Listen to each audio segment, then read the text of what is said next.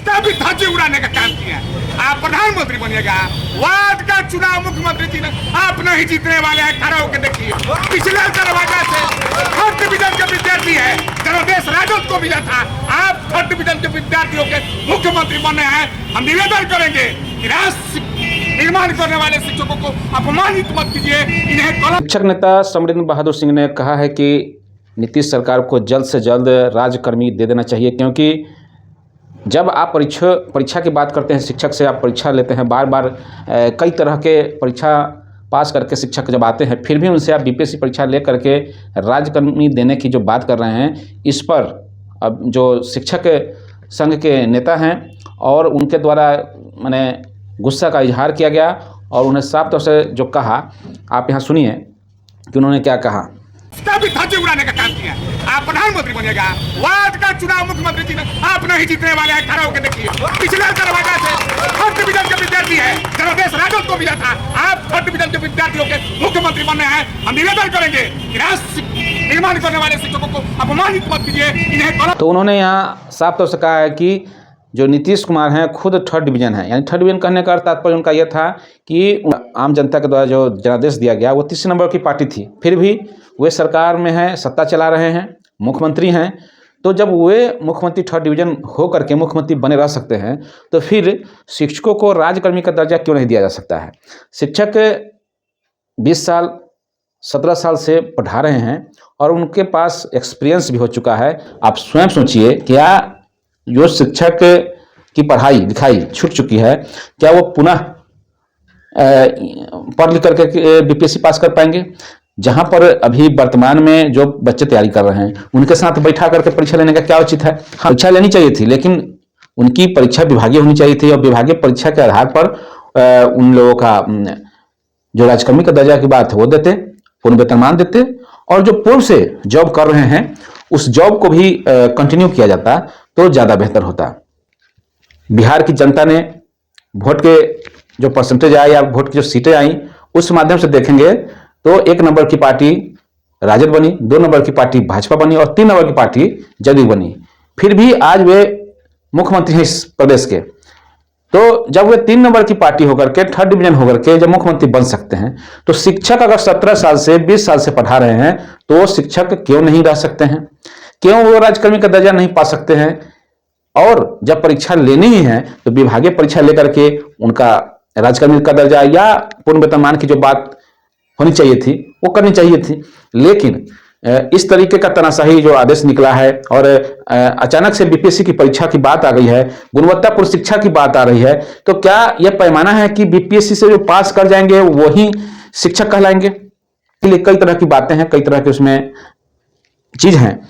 तो उसमें सरकार से लेकर, शासन से लेकर के, शिक्षा विभाग से लेकर के, उसमें शिक्षक से लेकर के बच्चे और अभिभावक तक सभी जिम्मेवार होते हैं। सिर्फ शिक्षक को दोषी करार दे देना, उन पर गुणवत्तापूर्ण शिक्षा नहीं देने का दोष मत देना, और जब रिजल्ट कुछ अच्छा आता है, बच्चे अच्छा करते हैं, तो उसका सारा श्रेय अपने ले लेना, यही आज बिहार सरकार की काम रह गई है। तो इसी पर समरेंद्र बहादुर सिंह जो कि छपरा के एक शिक्षक हैं और उनके द्वारा गुस्सा इजहार किया गया और साफ तौर से कहा गया कि जब थर्ड डिविजनर खुद सत्ता में रह करके सीएम बन सकते हैं, मुख्यमंत्री रह सकते हैं, तो शिक्षकों को राजकर्मी का दर्जा क्यों नहीं मिल सकता है। तो शिक्षक को बिना कोई परीक्षा लिए राजकर्मी की दर्जा घोषित करें और जो उनका वाजिब हक है वो दें। पुरानी जॉब की जो लंबी इतनी जॉब उन्होंने किया है उसका अनुभव का लाभ दें और जो इंक्रीमेंट लोगों का मिला हुआ है उसका लाभ देते हुए पूर्ण वेतनमान की बात करे सरकार। तो इस तरीके का पहल को सरकार को करनी चाहिए। अन्यथा की स्थिति में भी आप देख रहे हैं कि जो बिहार सरकार में 7 दल हैं, 7 पार्टियां हैं, उसमें जुड़ करके सरकार चला रही हैं, जिसमें से 5 जो वाम दल है, कांग्रेस है, इन लोगों का एक अलग खेमा हो चुका है। इन लोगों के द्वारा बार बार मुख्यमंत्री को कहा जा रहा है कि आप नियमावली में सुधार कीजिए और जो बिहार के नियोजित शिक्षक हैं उनको राजकर्मी का दर्जा बिना शर्त दिया जाए। ये लगातार ये मांग कर रहे हैं, लेकिन फिर भी इस पर बिहार सरकार के मुखिया यानी कि मुख्यमंत्री नीतीश कुमार और उप मुख्यमंत्री तेजस्वी यादव इस पर कोई जवाब नहीं दे रहे हैं। दुख तब होता है जब तेजस्वी यादव के द्वारा प्रमाण पत्र में समान काम समान वेतन और पुरानी पेंशन की बात कही गई थी, लेकिन आज उनका एक भी बयान नहीं आ रहा है। शिक्षक से लेकर अभ्यर्थी तक सभी लोग रोड पर आंदोलन कर रहे हैं और जब सरकार कुछ नहीं सुन रही है तो सरकार के खिलाफ अभ्यर्थी और शिक्षक कोर्ट चले गए हैं। कोर्ट में केस कर दी गई है।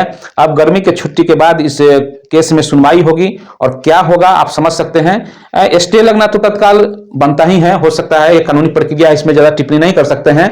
लेकिन जनरली जो आप प्रधान शिक्षक की भी जो बहाली निकली थी उसमें जो केस हुआ था उसमें भी स्टे लग गया, उसी तरह से इस मामले में भी स्टे लगना स्वाभाविक है। हालांकि जो बिहार में एक चर्चित आईएएस रंजीत सिंह जी हैं, उन्होंने अपना एक बयान भी जारी किया है।